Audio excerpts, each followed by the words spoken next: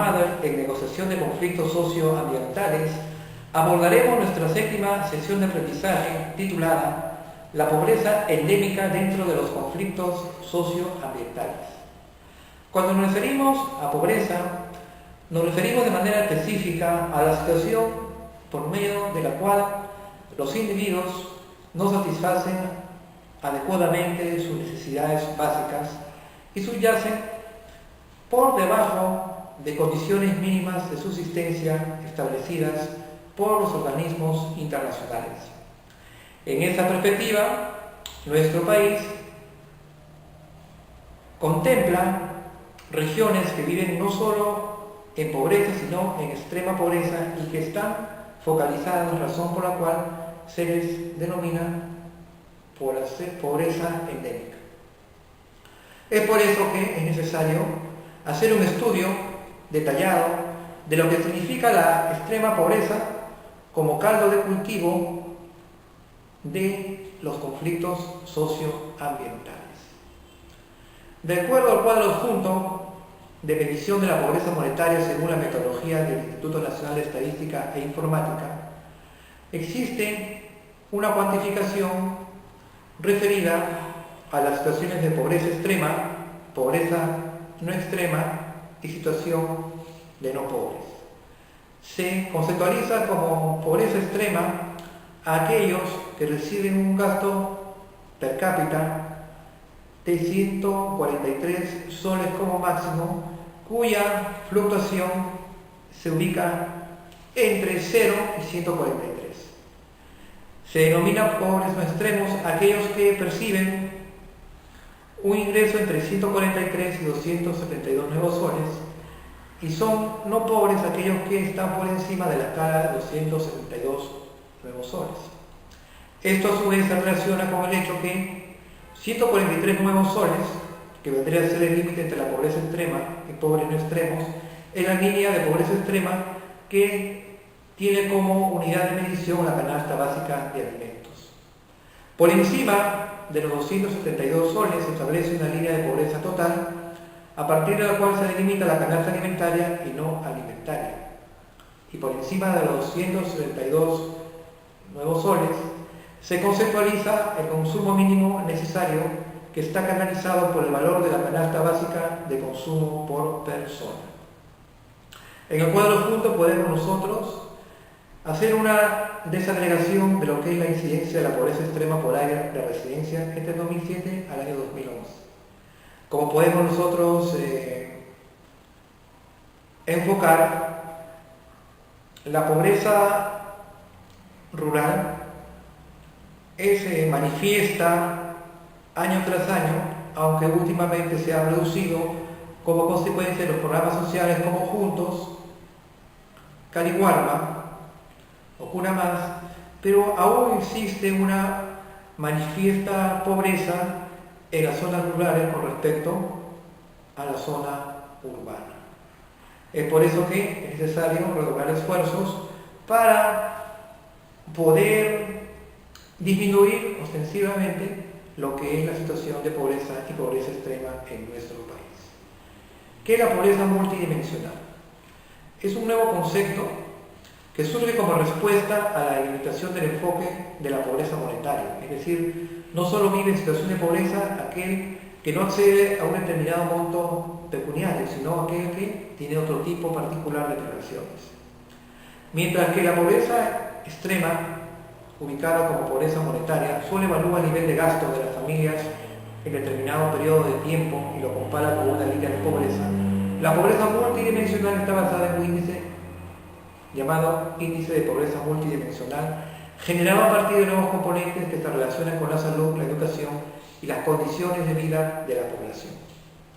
Estos componentes buscan reflejar las privaciones a las que se encuentran sometidos los individuos, tanto en el corto como en el largo plazo.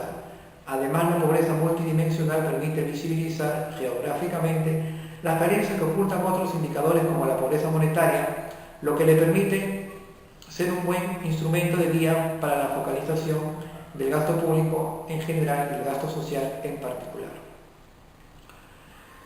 En el siguiente cuadro podemos nosotros conceptualizar los componentes del índice de la pobreza multidimensional, que son la educación, la salud y las condiciones de la vivienda. Como indicador de la educación tenemos la escolaridad familiar y la matrícula infantil. En el caso específico de la escolaridad familiar, la persona se considera pobre si el jefe del hogar al que pertenece tiene primaria completa o un nivel de educación inferior. Con respecto a la matrícula infantil, se considera pobre a la persona que en el lugar donde vive tiene al menos un niño en edad escolar, es decir, de 6 a 18, que no está matriculado y aún no termina la secundaria. Con respecto a la salud,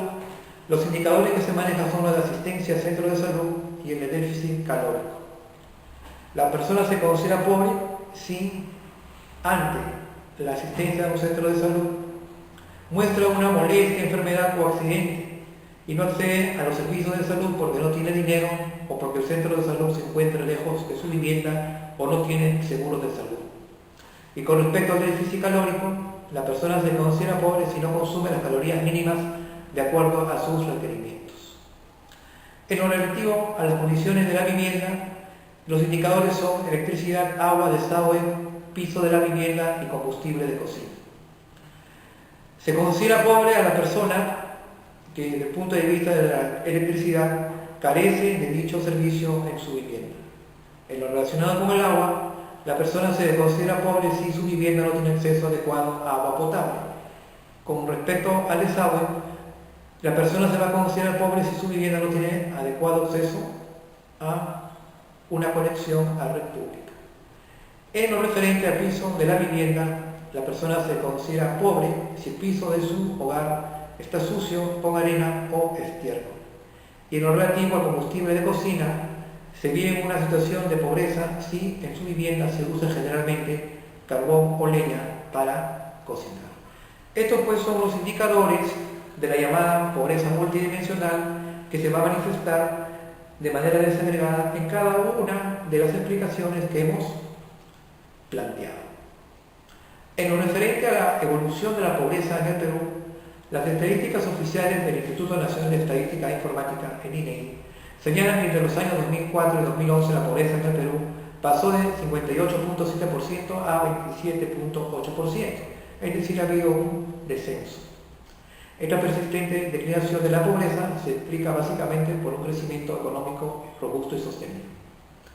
Al 2004 existían 16.100.000 peruanos pobres y en el 2001 habían 8.330.000 peruanos que habrían salido de la condición de pobreza monetaria, lo cual nos conlleva a una situación de pobreza multidimensional, que es algo diferente. Entonces hubo una caída de 30.9 porcentuales en 7 años, lo que significa una reducción promedio de 4.4 puntos porcentuales por año. Una prueba de fuego se evidenció en que incluso en el 2009, año de crisis internacional, el PBI del Perú creció en 0.9% y la pobreza no se detuvo en su descenso. Esta mejora de la población se debe a que su gasto per cápita mensual logró superar la línea de 272 soles. En lo relativo a la evolución de la pobreza en el Perú, este valor monetario representa aquel de la canasta básica que es fijada por el INEGI cada año, para cada individuo la misma que incluye bienes y servicios. El incremento de los salarios reales de las ventas retail de artefactos, ropa y calzado, es decir, la venta en tiendas por departamentos como Saga Falabella, como en el caso puntual de Curazao o de Electra, trajo como consecuencia que se genera un ambiente de positivismo digno del crecimiento económico, algo que solamente se va a dar desde el punto de vista del consumo, como en el caso de los compradores compulsivos de vestimenta o de automóviles. Sin embargo, las privaciones en educación, salud y de condiciones de vida son tangibles día a día y ello está presente en la mente y en la percepción materialmente sostenida, lo cual trae como consecuencia que la metodología del índice de la pobreza multidimensional nos da una idea más completa de lo que verdaderamente significa la pobreza en sentido monetario, pero que no contempla otros aspectos que son más globales, como la educación, la salud o la infraestructura social. Por ello, la metodología del índice de la pobreza multidimensional elaborada por Alkire Sabina de la University of Oxford, junto con el profesor James Foster de la George Washington University, nos plantea una estrategia integral para enfocar el tema de la pobreza en el Perú. La metodología de la pobreza multidimensional fue implementada por el Programa de las Naciones Unidas para el Desarrollo y la OFI, por la iniciativa de Oxford sobre la pobreza y el desarrollo humano. De tal modo que en julio del año 2010 se presentó el informe del desarrollo humano 2010 del Perú, donde se incluye este nuevo indicador como base para una medición de la pobreza. En ese sentido, de acuerdo a dicho informe, el Perú es un país de desarrollo medio, no es un país de desarrollo bajo, pero tampoco es un país de alto desarrollo. En el cuadro adjunto presentamos el informe Brundtland, en honor a Harlem Brundtland, política noruega, quien fue ministra de Medio Ambiente en 1974, cargo que desempeñó hasta 1979. De aquí en 1981 ejerció el cargo de primera ministra de Noruega por un breve tiempo. Fue directora general de la Organización Mundial de la Salud de 1998 al 2003 y en el año 2007 fue nombrada enviada especial de las Naciones Unidas para el Cambio Climático. El informe de Brundtland sostiene que el mundo es concebido como un sistema global cuyas partes están interrelacionadas, considerándose el concepto de desarrollo sostenible como un proceso multidimensional que afecta al sistema económico, ecológico y social, pasando a ser una variable a tener en cuenta en las decisiones de política económica y por la lucha contra la pobreza.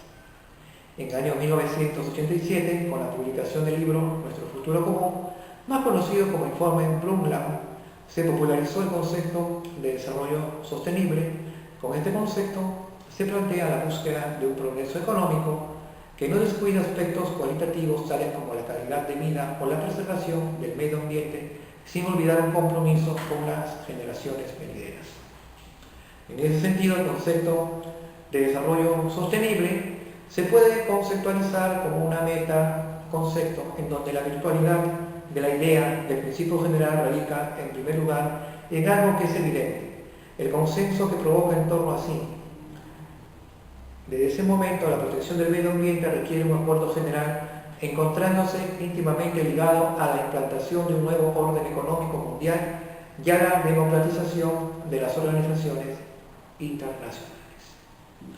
Tres fueron los mandatos o objetivos impuestos por la Comisión Brundtland. En primer lugar, examinar los temas críticos en desarrollo y medio ambiente y formular propuestas realistas al respecto. En segundo término, proponer nuevas formas de cooperación internacional capaces de influir en la formulación de las políticas sobre temas de desarrollo y medio ambiente con el fin de obtener los cambios requeridos. Esto se complementa con el hecho que también se debe promover los niveles de comprensión y compromisos de individuos, organizaciones, empresas, institutos y gobiernos. Estos tres objetivos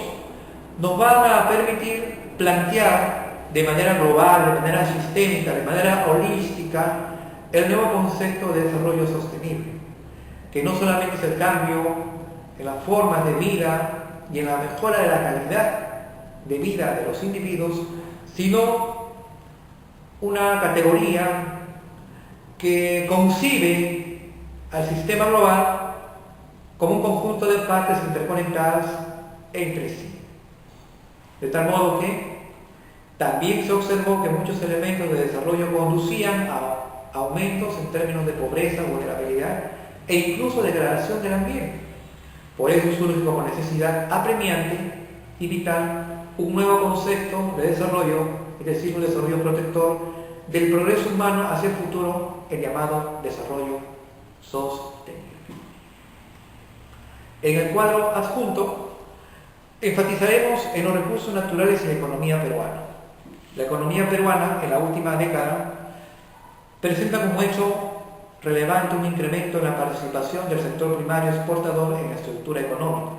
Así, en el periodo 1991-2005, de la implementación de la estrategia de desarrollo neoliberal, se observa un cambio en la estructura de la economía peruana, al incrementarse la participación del sector primario, es decir, la agricultura, la pesca y la minería, y haber disminuido la participación del sector manufacturero en la economía en relación al periodo 1970-1990, de implementación de una estrategia de industrialización vía sustitución de informaciones, o mejor dicho, de importaciones. Lo que se conoce como el modelo ISI, planteado por la CEPAL, la Comisión Económica para América Latina, en los años 50, encabezada por Raúl Prebisch, en lo que se conoce también como la Escuela Estructuralista para el Desarrollo en América Latina. La participación del sector primario aumenta de 17.5% a 20.5%, mientras que la participación del sector manufacturero disminuye de 16.0% a 14.3%. Bueno, este tema de los recursos naturales y la economía peruana lo vamos a volver a repetir. Los recursos naturales y la economía peruana. La economía peruana en la última década presenta como hecho relevante un incremento en la participación del sector primario exportador en la estructura económica. Así, en el periodo 1991-2005, de implementación de la estrategia de desarrollo neoliberal, se observa un cambio en la estructura de la economía peruana, al incrementarse la participación del sector primario, es decir, la agricultura, la pesca y la minería, y haber disminuido la participación del sector manufacturero en la economía en relación al periodo 1970-1990, de implementación de la estrategia de industrialización vía sustitución de importaciones, o lo que se conoce también como el modelo ISI, planteado por la Comisión Económica para América Latina, direccionada por Raúl Prebisch y la Escuela Estructuralista. La participación del sector primario aumenta de 17.5% a 20.5%, mientras que la participación del sector manufacturero disminuye de 16 a 14.3%. En el periodo de 1970 a 1990, de implementación de una estrategia de desarrollo ISI, la abundancia de recursos naturales, es decir, de exportación de minerales, ha tenido un impacto negativo sobre el nivel del Producto Bruto Interno per cápita y sobre la tasa de crecimiento del PBI per cápita de la economía peruana, mientras que en el periodo 1991-2004, de implementación de una estrategia de desarrollo neoliberal, la abundancia de recursos naturales ha tenido un impacto positivo sobre el nivel del Producto Bruto Interno per cápita y sobre la tasa de crecimiento del Producto Bruto Interno per cápita, condicionado por el mayor nivel de capital humano en el periodo 1991-2004 en relación al periodo 1970-1990.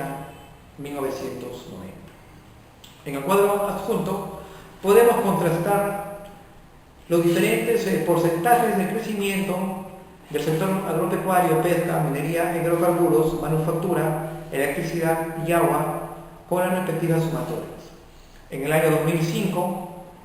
el crecimiento del agro estuvo en 8.25, el de la pesca en 0.54, el de los minerales e hidrocarburos en 6.59, la manufactura en 15.40 y la electricidad y el agua en 2.08. Como vemos, ha habido un decrecimiento con respecto al año 2006, 2007, 2008 y 2009 en lo referente al sector agricultura, con una ligera estabilidad en el sector pesca, un ligero decrecimiento en la minería e hidrocarburos, así como también en la manufactura, manteniéndose estables la electricidad y el agua. Con esta última disertación hemos concluido nuestra séptima sesión de aprendizaje y quedamos prestos y llanos a cualquier interrogante que ustedes puedan tener a bien formular, quedando allanados para nuestra octava sesión de aprendizaje vinculada a los procesos extractivos, mineros y metalúrgicos en el contexto de los conflictos socioambientales. Mi nombre es Alain Segarrosú, profesor universitario, especialista en temas de gobernabilidad, interculturalidad y de conflicto, y los invito a seguirme también en nuestro portal web www.inteligencia.com.pe con la finalidad de seguir compartiendo estas experiencias e inquietudes académicas. Muchas gracias y hasta la próxima sección de aprendizaje.